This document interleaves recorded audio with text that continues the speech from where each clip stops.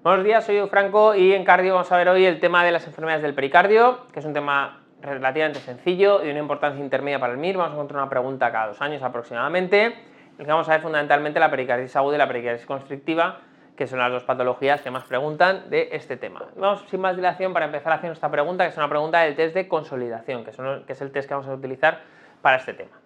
Es la pregunta 42, que nos dice: un paciente de 50 años sin factor cardiovascular que acude al servicio de urgencias por presentar un cuadro clínico de 48 horas de evolución de dolor centrotorácico opresivo, aunque en ocasiones es punzante, no irradiado, que empeora con inspiración profunda y el decúbito. Sin la respuesta incorrecta con respecto a la patología con más probabilidad presenta el paciente. Simplemente por la historia clínica nos dicen que no tiene factor cardiovascular, nos dicen que tiene un dolor prolongado de 48 horas ya, que dicen que bueno, que al principio era opresivo, pero en ocasiones es punzante, no irradiado y pues se puede irradiar perfectamente, pero empeora con la inspiración profunda y el decúbito. Estos tienen modificaciones posturales. Y este dolor, más bien punzante, continuo y con modificaciones posturales, nos habla más bien de un dolor pericardítico más que un dolor isquémico. Así que nos están comentando un caso que nos tiene que orientar a pericarditis aguda simplemente y sin leer las opciones. Nos dicen, perdonad, que marquemos la opción incorrecta. La 1 nos dice que es frecuente que se preceda un cuadro infeccioso viral de vías respiratorias o gastrointestinal, y en el electro suele apreciarse descenso del segmento PR y elevación del segmento ST cóncava y difusa, que no corresponde con ningún territorio coronario. La 2, el roce pericárdico que no aparece en todos los pacientes se considera patognomónico. La 3, el dolor se puede irradiar de manera característica hacia alto aprecio. Y la 4, el tratamiento de elección son antiinflamatorios como el ácido salicílico u el ibuprofeno, y en los casos resistentes se asocia colchicina y heparina de bajo peso molecular. La 1 es verdad. Es una enfermedad en la que muchas veces hay un cuadro infeccioso previo, porque la etiología de la pericarditis aguda es infecciosa. Suelen ser virus respiratorios, como un virus Coxsackie, por ejemplo. En respecto a virus nuevos, pues por ejemplo el coronavirus, el SARS-CoV-2, el de la COVID-19 puede producir pericarditis, pues es raro. Como puede producir pericarditis o puede producir miocarditis, pero la verdad es que es una entidad muy rara como causa. Hay otros virus mucho más frecuentes. Pero es frecuente que haya un cuadro infeccioso previo, muchas veces puede pasar desapercibido porque puede ser simplemente un catarro o una gastroenteritis con poquito más, ¿no? Y en el electro suele apreciarse descenso del PR y elevación del segmento ST cóncava y difusa, que no corresponde con ningún territorio coronario. Ahora veremos después un electro, pero este es el electro característico, elevación del segmento ST. El descenso del PR es más raro de ver, pero es más específico si aparece. Luego lo veremos también en un electro. El roce pericárdico, aunque no aparece en todos los pacientes, se considera patognomónico. Ya sabéis que hay pocas cosas en el MIR que son patognomónicas, y si nos cuentan algo patognomónico tenemos que sospechar que esa sea la incorrecta, pero en este caso el roce pericárdico pues sí, se considera patognomónico. No hay ninguna otra cosa que roce en el pericardio más que el pericardio esté inflamado en una pericarditis aguda. El roce pericárdico es raro de escultarlo realmente. El roce pericárdico, si lo escultáis un día ya no se os olvida nunca más, es pues como velcro frotando y es un soplo continuo, es un ruido continuo. No lo puedo reproducir, sería fru, fru, fru, fru, pues así todo el rato, tanto en sístole como en diástole, y es raro de oír. ¿Por qué? Porque en cuanto haya algo de líquido en el pericardio, esto es algo de derrame pericárdico, aunque sea mínimo, ya las dos capas del pericardio, la distal y la parietal, no van a friccionar y por lo tanto no se va a oír el roce. Como los pacientes con pericarditis también tienen frecuentemente algo de derrame pericárdico, aunque sea mínimo, el roce es bastante raro de escuchar. ¿El dolor se puede irradiar al trapecio? Pues sí, se puede irradiar de cualquier lado, pero uno de los sitios característicos es al cuello.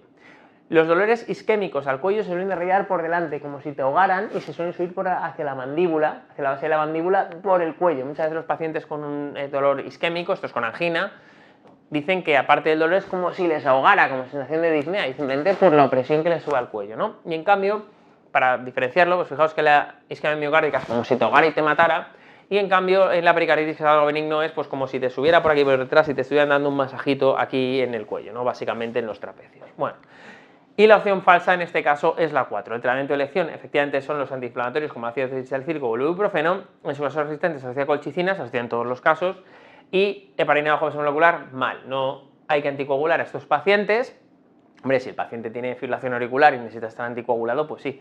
Pero por lo demás no habría que anticoagularles o intentar evitarlo en la fase aguda en la medida de lo posible, por el riesgo de empeorar un derrame pericárdico que podrían tener, convertirlo en hemorrágico y que la liemos. Así que en principio está contraindicada la anticoagulación, no se debería anticoagular a estos pacientes, salvo que ya vinieran de casa anticoagulados.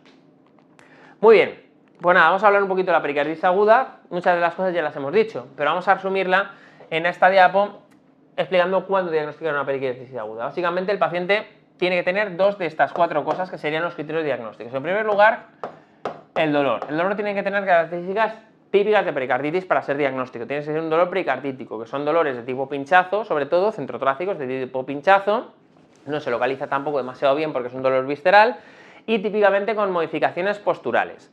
Los dolores de las serosas, cuando duelen en función de la postura, igual que si tienes una neumonía y tienes derrame pleural, te va a doler si inspiras, porque estiras más esa serosa, la pleura, pues en el pericardio lo mismo, si estiras el pericardio te va a doler más. ¿En qué situaciones se estira el pericardio? Pues si te pones más incorporado, por ejemplo, cuando te tumbas, que te pones más estirado, pues en general te va a doler más, o también si inspiras, en cambio si echas el aire, o si te sientas y te recoges así el cuerpo para adelante y te abrazas tu pericardio, yo acuerdo así de abrazarme mi pericardio, pues en una situación te duele menos, por ejemplo. Aparte del dolor, que además suele ser dolor, como veíamos en la anterior pregunta, prolongado, no un dolor anginoso. Los dolores anginosos duran minutos y se quitan. No, una pericarditis aguda dura días y te puedes tirar días con el dolor, básicamente. Aparte de eso, el segundo criterio diagnóstico sería la aparición de roce pericárdico a la auscultación, pero ya hemos dicho que es muy raro que aparezca. En tercer lugar, tendríamos el electro, y el electrodiagnóstico es este que tenemos abajo. Si os fijáis, hay elevación del segmento ST, pero que no corresponde con ningún territorio coronario. Ante cualquier elevación del segmento ST tenemos que pensar lo primero en un infarto, ¿no? Pero si este paciente, si tuviera un infarto, tiene un infarto, fijaos, V2, V3, V4, V5, V6, todo elevado, o sea, anterolateral, extenso, pero es que además tiene elevación en 2 y en AVF, o sea, infero anterolateral y en 1 y en AVL también, o sea, paninfarto de todo el corazón, ¿o qué es esto? Pues hombre, si ves al paciente y está así chocado con 4 sistólica, igual es un parinfarto de todo el corazón, no digo no, pero si tú ves al paciente qué tal y te dice, aquí estoy, me duele un poco, pues probablemente no sea un infarto, ¿no? Y sea una pericarditis. Este es el electro típico de pericarditis, elevación difusa del segmento ST, y fijaos que en este sí que aparece lo que decíamos del descenso del PR. Donde mejor se ve es en la aireación 2, el descenso del PR es bastante sutil, porque es que cuando baja el PR baja como a ver que pinte esto, como medio milímetro, es que no te va a bajar más. Pero bueno, sí que se aprecia mejor en la aireación 2 o en la aireación AVR, que tendrías lo contrario, tendrías ascenso del PR y descenso del ST, como especular a todas las demás derivaciones, ¿no? Este es el electrotípico de una pericarditis aguda. Y yo, para acordarme de las diferencias entre la elevación del ST en la pericarditis y el infarto, pues la pericarditis es cóncava porque el electro está feliz, pues porque el paciente tiene algo benigno, y en cambio la elevación del ST en el infarto es convexa, es así porque el paciente está triste, el electro está triste porque tener un infarto es algo malo. Pues con eso me acuerdo yo de cuál es convexa y cuál es cóncava. Y por último, el último criterio diagnóstico que tenemos que tener en una pericarditis sería la aparición de derrame pericárdico. Para explorar estos criterios diagnósticos y para decidir qué vamos a hacer con el paciente, al paciente que habitualmente le vemos en urgencias, porque consulta porque le duele el pecho y no se le quita y suele ir a urgencias, hay que pedirle un electro para ver si el electro es típico de pericarditis, habrá que explorarle lógicamente para ver si tiene roce. Para evaluar el derrame pediremos una radiografía de tórax, que solamente ve derrames que sean de mucha cuantía, si no, no los vamos a ver una radiografía de tórax, pero también puede ver otras causas de dolor torácico dentro del diagnóstico diferencial, como por ejemplo cosas a nivel de los pulmones o cosas a nivel osteomuscular. Y también tendremos que pedir un ecocardiograma transtorácico, que sí que va a ver de verdad si hay o no hay derrame pericárdico, aunque sea pequeño, y también el ecocardiograma transtorácico nos va a permitir ver si hay alteraciones de la contractilidad. Porque uno de los criterios que tiene un paciente con una pericarditis aguda para que le tengamos que ingresar en el hospital en vez de hacer un tratamiento ambulatorio, que es lo habitual, es que tenga, si os fijáis aquí, estos son los predictores de mal pronóstico, que son los que implican ingreso hospitalario del paciente, que tenga una miopericarditis. Esto es que la pericarditis tenga también componente miocárdico, de afectación miocárdica. Y el componente miocárdico lo vamos a explorar con el ecocardiograma. Si vemos alteraciones de la contractilidad segmentaria, probablemente se trate de una miopericarditis. Y también lo vamos a ver con análisis de sangre que hay que pedir al paciente, en el que le tenemos que pedir algún dato de inflamación, como una PCR, por ejemplo, o una velocidad de segmentación glomerular. Normalmente se pide la PCR y ya está. Y también, pues aparte de pedir pues, leucocitos y neutrófilos y todas esas cosas, también tendremos que pedir el hemograma normal y bioquímica normal, hay que pedir troponina, porque si tiene elevación de troponina o alteraciones en el ecocardiograma de la contractilidad segmentaria, el paciente lo que está teniendo es una miopericarditis y necesita ingreso hospitalario por lo menos 48 horas, porque los pacientes con afectación miocárdica podrían tener arritmias ventriculares que puedan ser peligrosas, ¿vale? Así que hay que descartar que el paciente no tenga también afectación miocárdica, que sería un criterio de ingreso en hospital. Por lo demás, estas serían las pruebas que hay que hacer con los pacientes en urgencias. Y el tratamiento, en la mayoría de los pacientes, se puede hacer de forma ambulatoria. ¿Qué pacientes ingresan? Pues los que tienen criterios de mal pronóstico, que os pongo aquí las tablitas de las guías de práctica clínica porque básicamente lo preguntaron el año pasado tal cual en el MIR. Y el que preguntaron el año pasado como criterio de ingreso es fiebre, que nos parece una chorrada. Digo, fiebre, pues bueno, pues si tiene una infección pues tendrá fiebre, pero la fiebre es un criterio de ingreso también. También las pericarditis, que tienen un inicio larvado, que no es sí, es que hace 2 días estoy así, no, es que llevo 3 semanas, no se me quita, tal, pues a esos pacientes les ingresamos para hacer un estudio. También si tienen derrame pericárdico, pero que es importante cuantía, derrame pericárdico leve, no hace falta, si el derrame pericárdico es severo, pues hombre, habría que ingresar al paciente porque se podría taponar también hasta que le baje el derrame. Lógicamente, si ya está taponado, obviamente, pues habrá que ingresarle. O la falta de respuesta al tratamiento médico. Y luego tenemos otros criterios menores. Por ejemplo, si la pericarditis tiene un antecedente traumático de un golpe en el pecho para estudiarlo, o si el paciente tiene algún fármaco que suponga un riesgo, como si está anticoagulado, que claro, el derrame podría transformarse en hemorrágico si es que tiene algo de derrame, pues le ingresaremos los primeros días para ver que no pase eso, o si el paciente está inmunosuprimido, porque podría tener también una peor evolución de la enfermedad, teniendo en cuenta que la pericarditis aguda es una enfermedad infecciosa. ¿Cómo vamos a hacer el tratamiento? La mayoría de los pacientes, a los que tengan esas cositas de la derecha, las principales a recordar son la fiebre, porque lo han preguntado en el MIR, la presencia de un derrame pericárdico importante y la miopericarditis.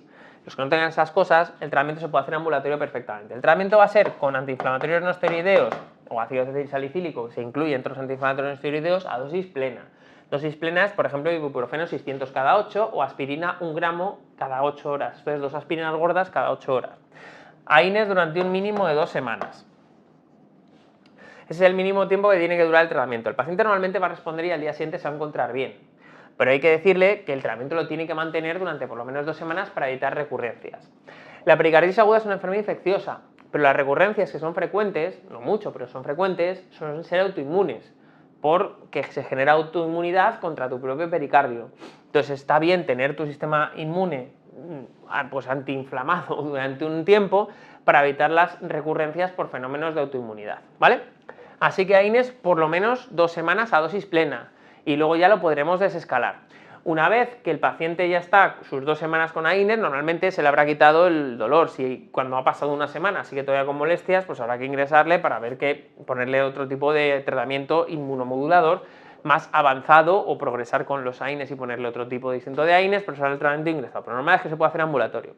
Una vez que pase eso, pues nada, le citamos en consulta, le hacemos un electro y le hacemos de nuevo análisis para ver cómo van los parámetros de inflamación, la PCR, si el electro se ha normalizado y la PCR también está normal, ya podemos abandonar el tratamiento. Si el electro sigue con la elevación del ST o si la PCR sigue elevada, pues tendremos que prolongar un poquito el tratamiento con AINES hasta que se normalicen estas dos cosas. Y aparte el paciente va a tener que tomar colchicina 3 meses. Acordaros además de estos 3 meses, porque durante estos 3 meses el paciente no puede hacer deporte. Tenemos que decirle que no haga deporte. ¿En serio? ¿En serio? ¿Pero no puede ir al gimnasio? No, no debe hacer deporte porque favorece las recurrencias, que recordad que son por fenómenos de autoinmunidad. Tiene que estar 3 meses sin hacer deporte, que para alguien muy deportista pues va a ser un coñazo, pero bueno, pues es lo que has tenido esta enfermedad, que es una enfermedad que en general es banal, en general pues tiene una recuperación rápida, en general te vas a encontrar bien dentro de 2 días, pero pues tiene este problema de tener que estar con un tratamiento que es inmunomodulador durante 3 meses, que es la colchicina, y encima no poder hacer deporte durante ese tiempo, ¿vale? Básicamente esto es lo que tenéis que saber de la pericarditis aguda, poco más. La mayoría de los casos son casos leves, que se manejan ambulatoriamente y que no recurren, gracias a que tenemos colchicina a día de hoy que le ponemos a todos los pacientes, que disminuye las recurrencias y que pues con un pronóstico muy bueno. Vamos a hacer otra pregunta para hablar de la otra patología que queríamos hablar en este bloque, que es de la pericarditis constrictiva. Fijaos que nos preguntan cuál es la falsa respecto a la pericarditis constrictiva. 1. Su causa conocida más frecuente es la pericarditis tuberculosa. 2. La función sistólica está conservada en general y el cuadro clínico predominante es la insuficiencia cardíaca derecha. 3. El signo de Kussmaul es muy frecuente y se considera exclusivo de esta patología. 4. El tratamiento definitivo es la pericardiectomía. Bueno, pues la primera opción es correcta. La causa más frecuente es la idiopática, pero cuando conocemos la causa más frecuente es la tuberculosa. La función sistólica está conservada en general, efectivamente, y es un cuadro de insuficiencia cardíaca predominio derecho. El diagnóstico diferencial se hace con la miocardiopatía restrictiva. El signo de Kussmaul es muy frecuente y se le considera exclusivo, pues no. Cualquier patología del corazón que curse con insuficiencia cardíaca predominio derecho va a poder tener signo de Kussmaul.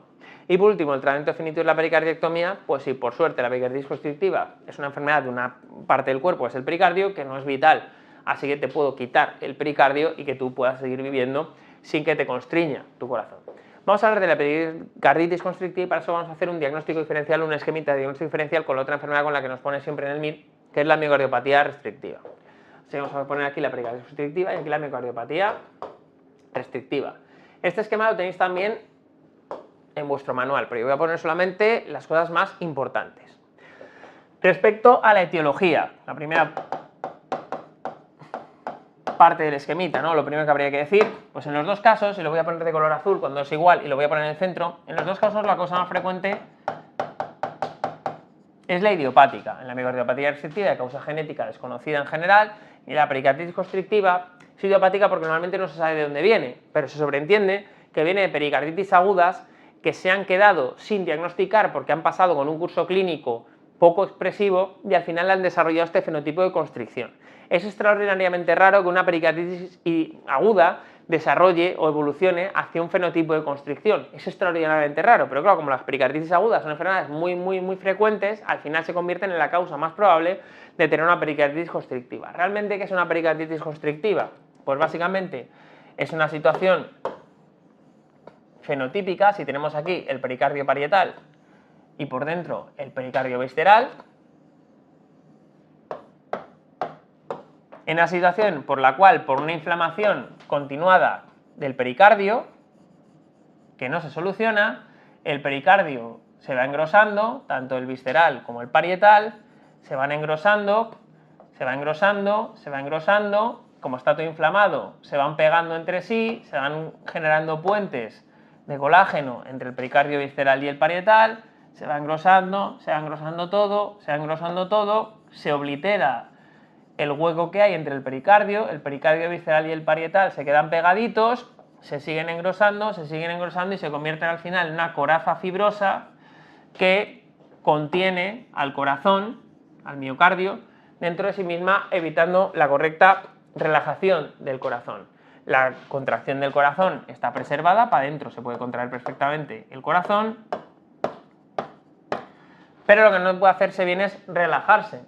La primera parte de la relajación, el ventrículo izquierdo, se contrae genial, se relaja, pero la primera parte de la relajación es correcta, pero enseguida se quiere relajar más, ¡pum!, y no puede, se choca contra la pared de esta coraza pericárdica.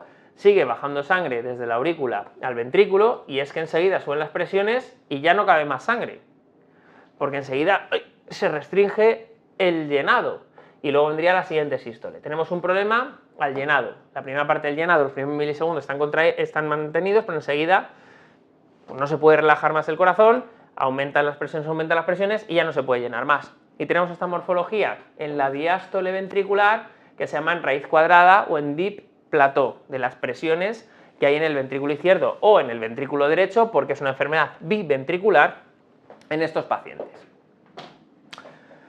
Una de las cosas que siempre me preguntéis en la semiología y la fisiopatología es lo del pulso venoso también, ¿no? ¿Cómo se comporta el pulso venoso en los pacientes que tienen una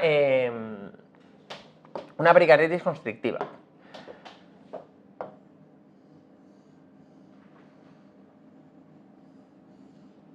Y el pulso venoso se comportaría así, se comportaría con un seno X muy prominente y un seno Y también muy prominente, ¿no? Si tenemos aquí pues, la onda de contracción auricular y aquí la onda V, tanto el seno X como el seno Y son los dos muy prominentes en la pericarditis constrictiva. Y la diferencia existiría en este caso con el taponamiento cardíaco. ¿Por qué existe diferencia en el taponamiento cardíaco? Aprovecho para contarlo porque es una duda que, como os decía, casi siempre os surge. En el taponamiento cardíaco, voy a pintar aquí lo mismo, el pericardio visceral y el parietal, lo que tenemos es mucho líquido que está comprimiendo al corazón, pero lo está comprimiendo de una manera continua.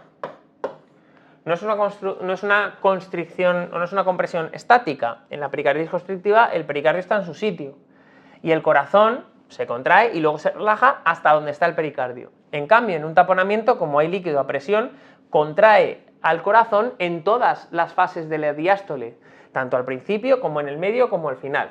Por lo tanto, en un taponamiento cardíaco lo que tendríamos es esto, lo que tendríamos es que la sístole es normal, pero la diástole, es que ni siquiera hay esta bajada inicial de presiones.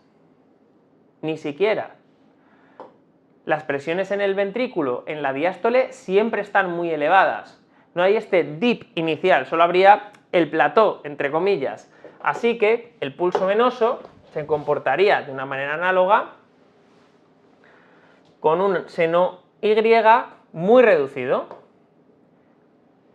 El seno X es prominente, pero el seno Y está muy reducido, porque el taponamiento, el líquido a presión, comprime al corazón durante toda la diástole, no solo al final, sino también desde el principio. El seno X sigue prominente, pero el seno Y está muy reducido en amplitud, ¿vale? Esa sería la diferencia y el porqué de la pericarditis constrictiva del taponamiento, que aprovecho para contaros.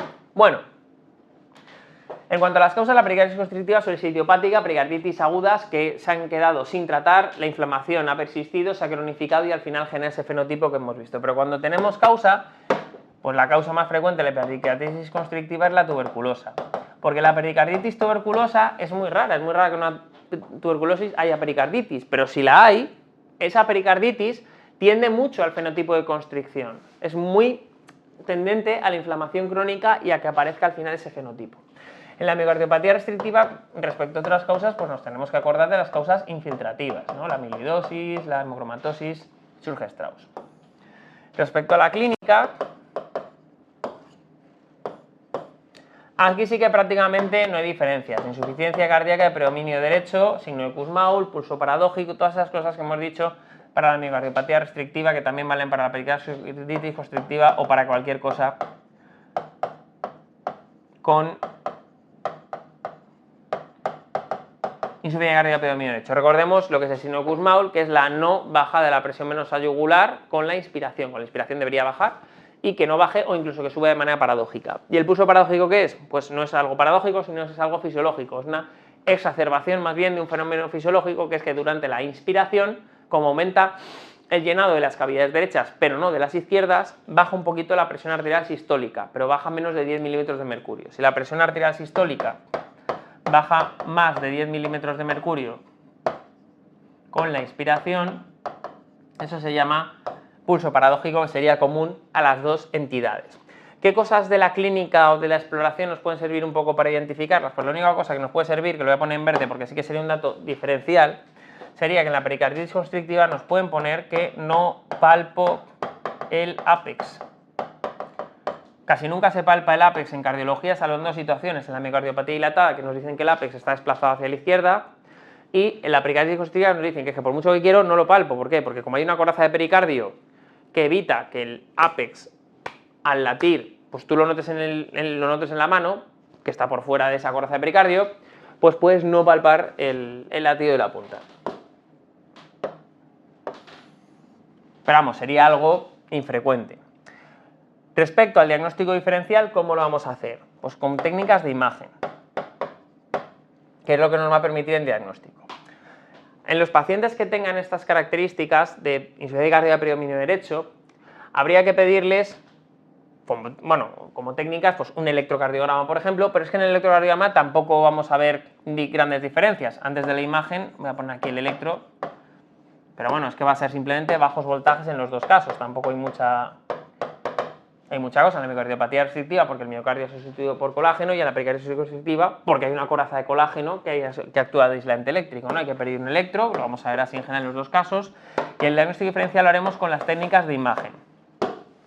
Hay que pedir una radiografía de tórax. ¿Por qué? Porque si vemos calcificaciones pericárdicas en una radiografía de tórax, eso es patognomónico de pericarditis constrictiva. Lo que pasa es que es rarísimo que se calcifique el pericardio, pero bueno, si pasa, pues ya tenéis el diagnóstico. En una miocardiopatía restrictiva, la radiografía de tórax en principio sería un corazón pues, de tamaño normal. No habría ninguna gracia en la radiografía de tórax, más que la congestión que pueda tener el paciente por insuficiencia cardíaca. ¿Cómo hacemos el diagnóstico diferencial entonces? Pues las técnicas de diagnóstico diferencial, lo vamos a poner así de otro color, van a ser pues el ecocardiograma transtorácico, en general suficiente, o bien el TAC, o bien la resonancia magnética. Eso es lo que nos va a permitir hacer el diagnóstico diferencial. Normalmente en un ecocardiograma transtorácico ves si lo gordo es el pericardio o lo gordo es el miocardio. Si el paciente no tiene una buena ventana ecocardiográfica o lo ves mal, pues puedes hacer otras técnicas de imagen como un TAC o una resonancia, y con eso sería suficiente. La biopsia endomiocárdica, que sí que se utilizaba antes de tener técnicas de imagen buenas para hacer el diagnóstico diferencial, hoy en día no se usa. En una biopsia endomiocárdica, en teoría, en una miocardiopatía restrictiva, al coger endomiocardio vas a ver que el miocardio está enfermo. En cambio, en una pericarditis constrictiva, al coger miocardio, el miocardio está normal, el problema estaba en el pericardio, ¿no?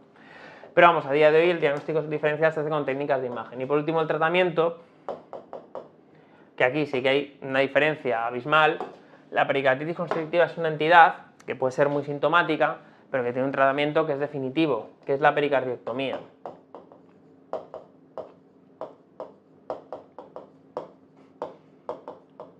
Mientras que en la miocardiopatía restrictiva el tratamiento básicamente es el de la insuficiencia cardíaca y poca cosa.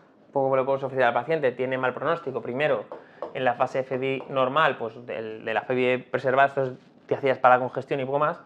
Y luego ya cuando el paciente desarrolle FEBI deprimida, pues le pondremos toda la trayectoria de tratamiento de la insuficiencia cardíaca con FEBI deprimida, beta-bloqueante IECA y nivel de receptor terminal corticoide, etcétera, etcétera, etcétera. Pero vamos, el tratamiento es simplemente pues, paliativo, podríamos decir, porque el pronóstico de la enfermedad es muy malo. Cuando se hablan de pericardiectomía en el MIR muchas veces nos ponen pericardiectomía de frénico a frénico. ¿Por qué? ¿Qué narices es eso?